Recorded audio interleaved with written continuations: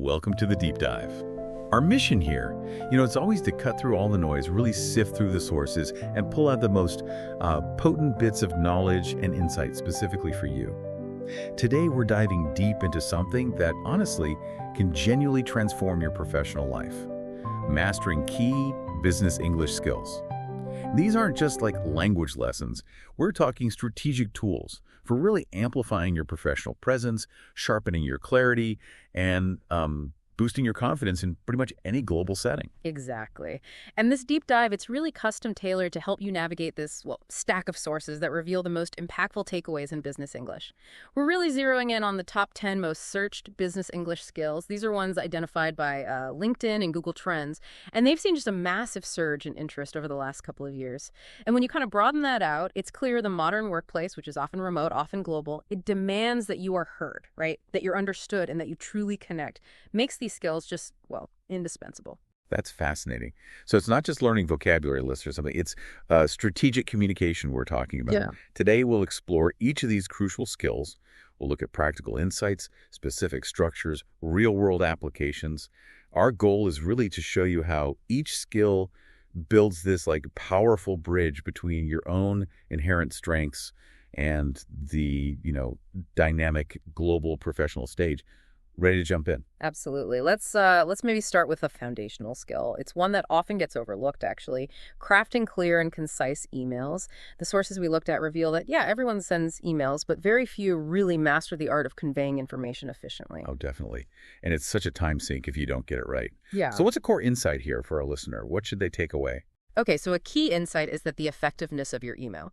It often really hinges on having a clear call to action and anticipating the reader's questions before they even ask them. Think of it maybe as a subject line preview kind of approach.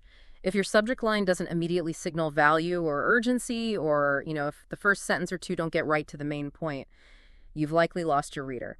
We saw this great example in one source, a tech company. They reduced internal email chains by 30% just by standardizing a simple purpose action background structure. Wow, 30%. That's a huge return. Purpose action background sounds simple, but hugely impactful. Okay, what's next on our list? All right, moving from written to spoken, let's talk about delivering impactful presentations. Now, this isn't just about, public speaking in general. It's about conveying your message, your expertise, and crucially, your vision persuasively. And what's often overlooked here is the sheer power of narrative. Right, so not just throwing facts and figures out there, but actually telling a story. Precisely, yeah. The sources really emphasize frameworks like the SIRE method, that's challenge, action, result, to make your points really stick, make them memorable. So instead of just saying, we increase sales, you try something like, look, we faced the challenge of declining market share. That's the challenge. So we implemented a new digital strategy, the action, which resulted in a 15% sales growth in Q3, the result. See, it just makes the data come alive. Another quick nugget here.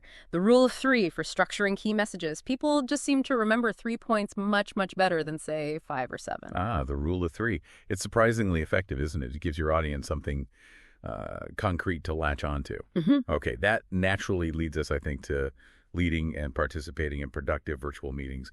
With so much remote work now, this is just, it's non-negotiable. What's an interesting takeaway here? What's really compelling from the sources here is how critical pre-meeting communication is. Like an effective meeting, it starts way before anyone even logs on.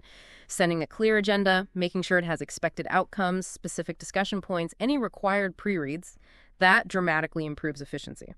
One study we saw in our sources, it showed that meetings with a well-circulated agenda actually reduced meeting time by about 25%. 25%. Yeah, and increased perceived productivity by 40%. During the meeting itself, things like active facilitation, clear action item assignment, and just reiterating decisions made, those are key too. That's a powerful statistic, right? No more meeting about the meeting syndrome, hopefully. Okay, let's shift gears a bit. Something that really impacts team dynamics. Giving and receiving constructive feedback. This can be so tricky, can't it? Especially across different cultures. It absolutely can. And this is where, Coach Kim Scott's concept of radical candor really shines through in our sources. It came up quite a bit. Her model emphasizes caring personally while also challenging directly. So it's not about being brutal or mean. It's about providing feedback in a way that genuinely helps the other person grow, without sugarcoating or being annoyingly vague. Okay, so it's about being direct, clear, but doing it with empathy. Is that the idea? Exactly that. For instance, instead of just saying, your presentation needs work, which isn't helpful, a radically candid approach might sound more like, hey, I noticed in your presentation that the data on slide 5 was a bit unclear, and I think I might have confused the stakeholders. Look, I can share some resources on data visualization if that would be helpful. See, it's specific, it's actionable, and crucially, it's delivered with the intent to help. And then on the receiving end, the skill is really about actively listening, asking clarifying questions like, okay, can you give me a specific example of that?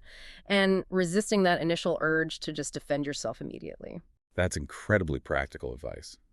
Okay, moving from those internal team dynamics to more external connections. Let's talk about strategic networking and professional small talk. Now, this isn't just random chatting at events, is it? It's about deliberately building relationships. You've hit on a vital point there. Yeah. The sources consistently highlight that effective networking in English isn't just about fluent conversation. It's about finding a genuine connection. A really powerful technique is using the open-ended question, the kind that invites more than just a simple yes or no. So instead of asking, do you like your job? Maybe try something like, what excites you most about the work you do right now? Or even, what's a current challenge you're really passionate about solving? Ah, I see. That instantly makes the conversation feel more meaningful, doesn't it? Moves it beyond just talking about the weather or something. Precisely.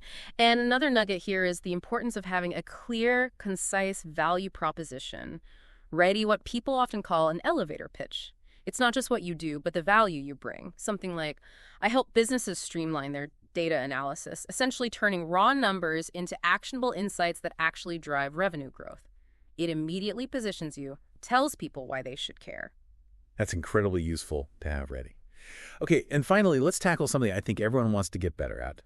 Negotiating and persuading effectively.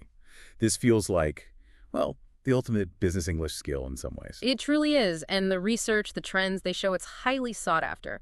A really central theme from our sources is the power of framing your argument. It's not just what you say, but how you say it and the context you create around it.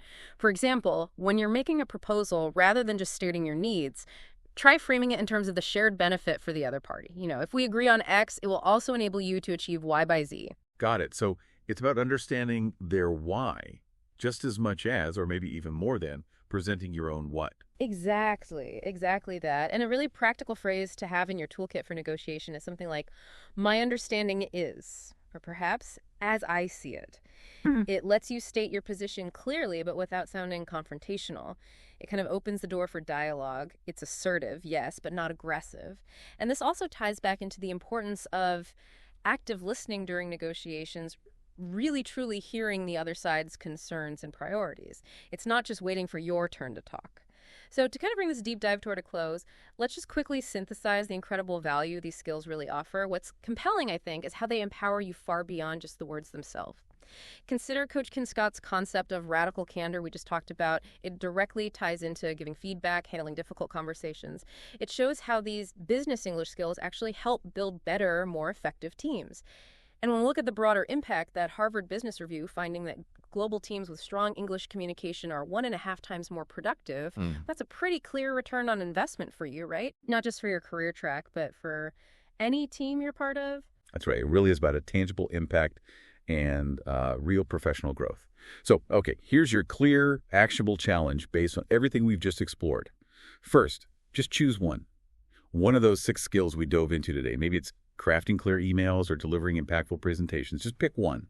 Then select one specific phrase or structure we talked about. Perhaps that POPIS action background thing for emails, or the SKIAR method for presentations, or even just trying out my understanding is in a discussion. And finally, this is the most crucial part.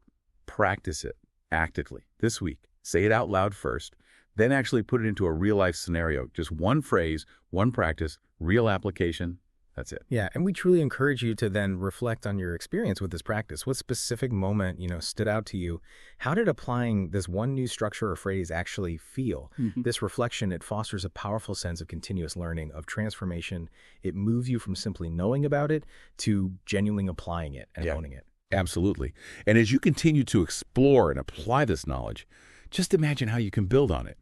Think about this. What if we took a deep dive, next time perhaps, into how to build your personal brand using English so you truly stand out in the global professional landscape. Just a powerful thought maybe to mull over until our next deep dive.